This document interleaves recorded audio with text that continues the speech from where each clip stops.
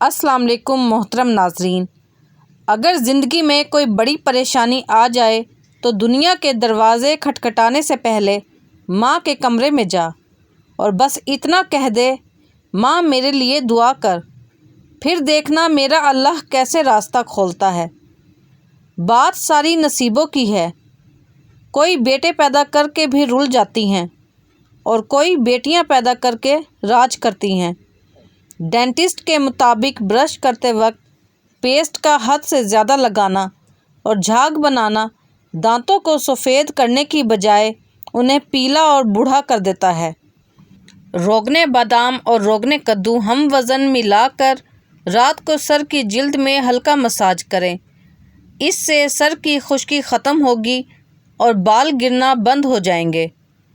کدو کے بیج پیس کر ٹھنڈے دودھ میں 1 چمچ ملا کر پی لیں اور پرسکون نیند سوئیں۔ دماغ کو سکون دیتا ہے، نیند بہتر اور گہری آتی ہے، پٹھوں کو آرام دیتا ہے، دل کو طاقت دیتا ہے۔ اپنا میٹھا پانی کسی کھارے سمندر میں کبھی نہ بہانا، نہ تو وہ سمندر میٹھا ہوگا اور نہ ہی تمہاری قربانی کا کوئی فائدہ ہوگا۔ انسان کی عقل صرف اتنی ہے کہ اسے جانور کہا جائے تو ناراض اور شیر کہا جائے تو خوش ہو جاتا ہے۔ کسی کی میٹھی باتوں کا یہ مطلب ہرگز نہیں کہ آپ اس کے لیے اہم ہیں۔ کبھی کبھی کبوتر کو کھلانے کے لیے نہیں بلکہ پکڑنے کے لیے بھی دانہ ڈالا جاتا ہے۔ دیسی انڈے دل، دماغ اور قوت باں کو طاقت دیتے ہیں۔ نہار منہ پانی میں 1 لیموں نچوڑ کر پی لو، چربی غائب ہو جائے گی اور رنگت بھی نکھر جائے گی۔ غلط نظر آنے لگے تو دودھ میں گوند کتیرا ڈال کر پی جاؤ، آنکھیں موتی جیسی سفید ہو جائیں گی۔ زیادہ کھا لینے کی وجہ سے بھاری پن محسوس ہو تو پودینے کے چند پتے چبا لیں یا پھر پودینے کا قہوہ بنا کر پی لیں، اس سے بھاری پن محسوس نہیں ہوگا۔ ہلدی کا استعمال چہرے کو جوان رکھتا ہے۔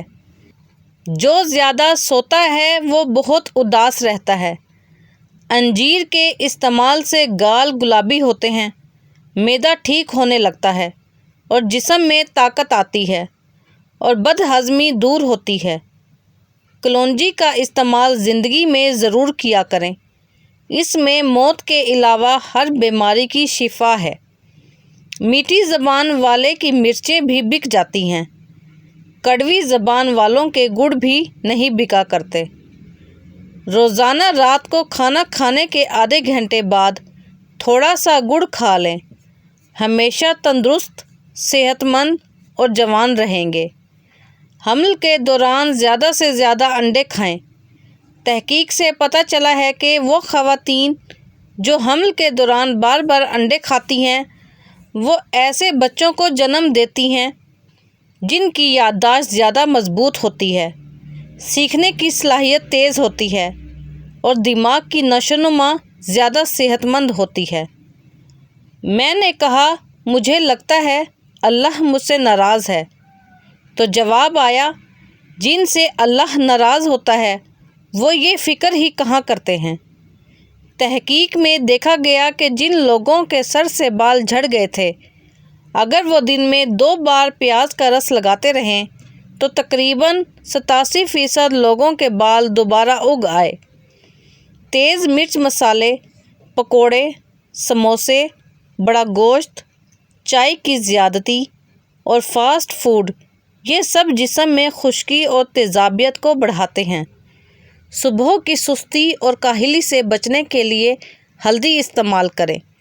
جن کی اولاد نہ ہوتی ہو وہ جمعے والے دن یتیم اور مسکین بچوں کو کھانا کھلایا کریں، بہت جلد اللہ ان کو اولاد عطا کرے گا۔ سونف کھانے سے پیٹ خراب نہیں ہوتا۔ رات کے وقت وضو کر کے سویا کرو، برکت ہوتی ہے۔ گھر میں لیموں کا پودا اگا ہوا ہو تو مچھر نہیں آتے۔ کشمیری چائے پینے سے پیٹ میں گیس نہیں بنتی۔ دوپہر کے وقت زیادہ سے زیادہ پیاز کھا لیا کرو، مردانہ طاقت میں بے پناہ اضافہ ہوگا۔ دیسی گھی کا استعمال کریں اور خشکی، تیزابیت کا ہمیشہ کے لیے خاتمہ ہو جائے گا۔ روزانہ شام کے وقت ایک مٹھی چھلکے والے بھنے چنے کھائیں۔ یہ انتڑیوں کے اضافی پانی اور فاسد بلغم کو جذب کر لیتے ہیں۔ دال اور مونگ پھلی رات کو کھانا بہتر ہے، یہ بھوک کو بڑھاتا ہے۔